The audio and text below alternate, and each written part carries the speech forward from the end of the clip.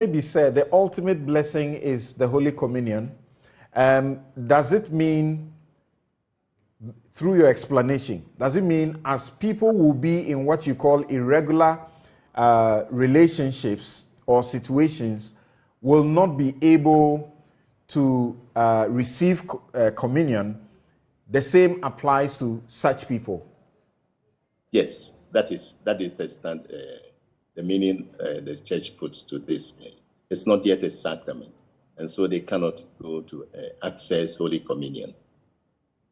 What will you say, perhaps finally, to those who feel that this is subtle and an attempt to prepare the minds of the biggest church in the world to begin to think about accepting this same-sex people? What would you say about that? What would you say to such people, that this is deliberate? Well, I don't know, but let me, maybe before I answer the deliberateness or not, the thing is that, one, the church has never despised homosexual people or people living same-sex people.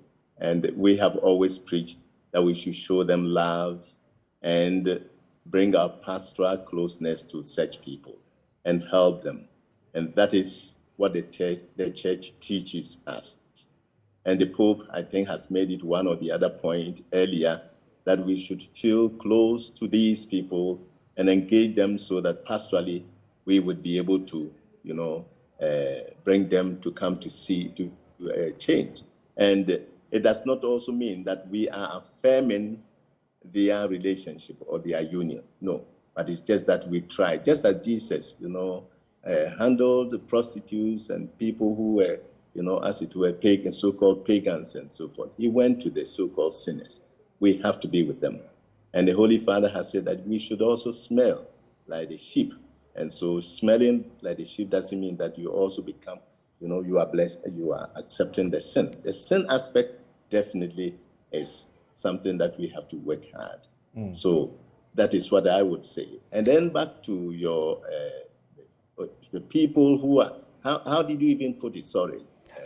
If you like, I may say your detractors. Like they say in our local parlance, your detractors may be happy that eventually this is coming up. And to say, for example, after you have given your 101%, blessing to the bill that is before Parliament now, then suddenly we heard Cardinal Turkson, who is rumored potentially could become the first, Pope, so to speak, Black Pope, give an interview to international media and say, oh no, let's be careful, let's not criminalize ABC.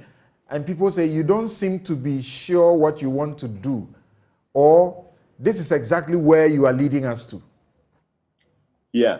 If I will use your word, detractors, or maybe people who are in a subtle way hoping that this thing would change, I think the church that I am in and that I'm a member, I don't think is going to change its doctrine and its practice as far as this issue is concerned. I think the church is quite firm, and I don't foresee in the very near future or even into the future that the church will change its mind. So they should not be worried. Definitely, when these statements come up, it agitates the minds of people. And we hope that these will be minimized or even be curtailed for the greater glory of God and also for the simple people of the Catholic Church. And so it is my hope that these things, topics will not continue to, because the stand of the church is quite clear. It is not going to change. But seeing somebody who is a homosexual doesn't mean that people should attack them, should beat them. No, that one, it should not be. They are human beings. They have a right. We should not, as it were, attack them because they are homosexuals.